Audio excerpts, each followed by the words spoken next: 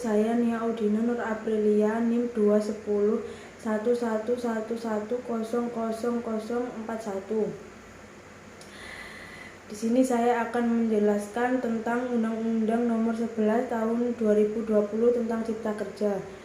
Undang-undang ini menghapus ketentuan lama di Undang-Undang Nomor 13 Tahun 2003 tentang ketenagakerjaan mengenai perjanjian kerja waktu tertentu atau karyawan kontrak. Di pasal 59 mengatur karyawan kontrak hanya boleh paling lama 2 tahun. Namun pada undang-undang baru di pasal 81 mengatur jangka waktu dan batas waktu perpanjangan perjanjian kerja diatur peraturan pemerintah. Artinya nasib pegawai kontrak tidak memiliki kejelasan karena peraturan pemerintah belum diumumkan. Pasal ini merupakan salah satu poin yang membuat buruh berunjuk rasa yang menolak Undang-Undang Cipta Kerja. 32 Konfederasi Serikat Buruh pun berkumpul pada 2 November dari Patung Kuda hingga Gedung MK untuk memprotes undang-undang yang disahkan DPR RI pada 5 Oktober berlalu.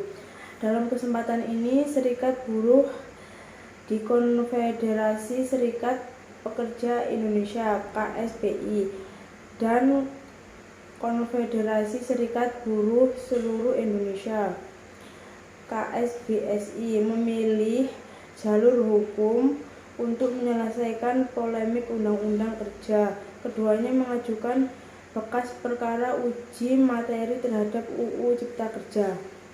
Assalamualaikum warahmatullahi wabarakatuh. Saya Putri Sri Pardani dengan NIM 2101443 Di sini saya akan menjelaskan tentang pendekatan sistem David Easton. Pendekatan sistem politik David Easton. Menurut David Easton, studi tentang politik adalah tentang bagaimana memahami keputusan secara otoritatif itu dibuat dan dieksekusi untuk masyarakat. Dari kalimat ini kita bisa mengambil kesimpulan bahwa setiap keputusan yang diambil oleh lembaga otoritatif pasti memiliki dampak terhadap kehidupan masyarakat. Pendekatan Easton ini sesuai dengan kondisi yang kita alami di tahun 2020, yaitu konflik politik mengenai pengesahan Undang-Undang Cipta Kerja.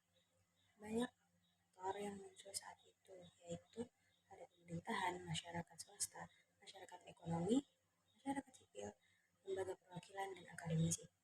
Semua faktor ini ramai menyampaikan kebutuhannya masing-masing, baik itu pro maupun kontra, dan lahirlah Undang-Undang Cipta Kerja.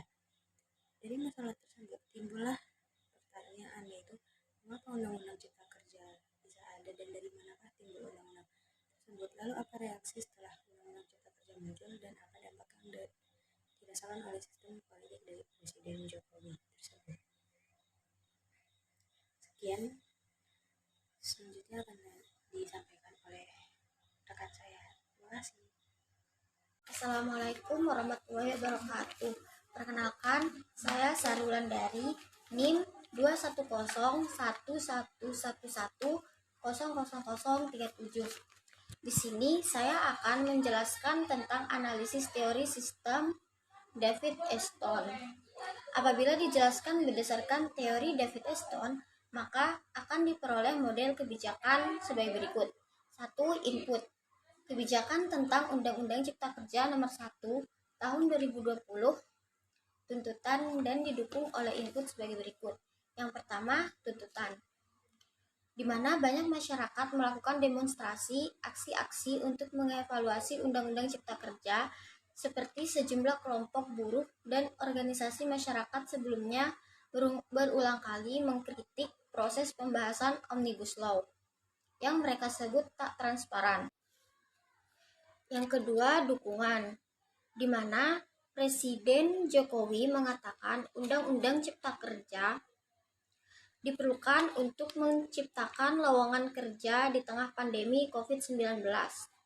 Karena melihat jumlah peluang kerja di Indonesia yang setiap tahun ada sekitar 2,9 juta penduduk usia kerja baru, anak muda yang masuk ke pasar kerja, sehingga kebutuhannya atas lapangan kerja baru sangat mendesak.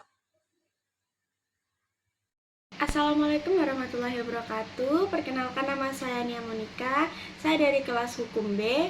NIM saya 2101111000359. Baik, saya akan melanjutkan materi yang tadi telah disampaikan oleh teman-teman saya. Konvensi kebijakan. Kebijakan ini dibuat berdasarkan input-input di atas dan unit kerja seperti Deputi Bidang Pariwisata dan Ekonomi Kreatif, Deputi Bidang Koordinasi Investasi dan Pertambangan dan lain sebagainya. 3. Output. Output yang dihasilkan dari proses input dan konversi adalah diberlakukannya peraturan pelaksanaan Undang-Undang Nomor 11 Tahun 2020 tentang Cipta Kerja. Yang ketiga, ada umpan balik. Umpan balik, kebijakan yang diberlakukan pada masyarakat menunjukkan meningkatkan iklim usaha yang kondusif dan atraktif bagi investor, meningkatkan pertumbuhan ekonomi Indonesia. Selain itu, terbitnya undang-undang tersebut telah mendorong peran penting dari pihak stakeholder, yaitu menyangkut ketenaga kerjaan, pertahanan, kemudahan melaksanakan bisnis, dan perpajakan.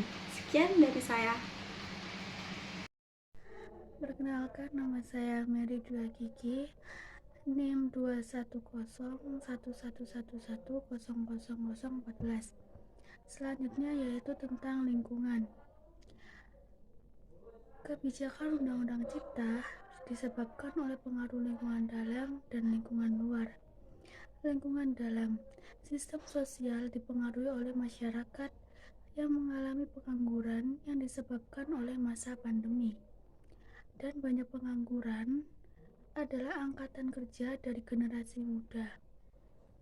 Maka cipta kerja diperlukan untuk menjawab tantangan terbesar, yaitu mempertahankan dan menyediakan lapangan kerja di Indonesia.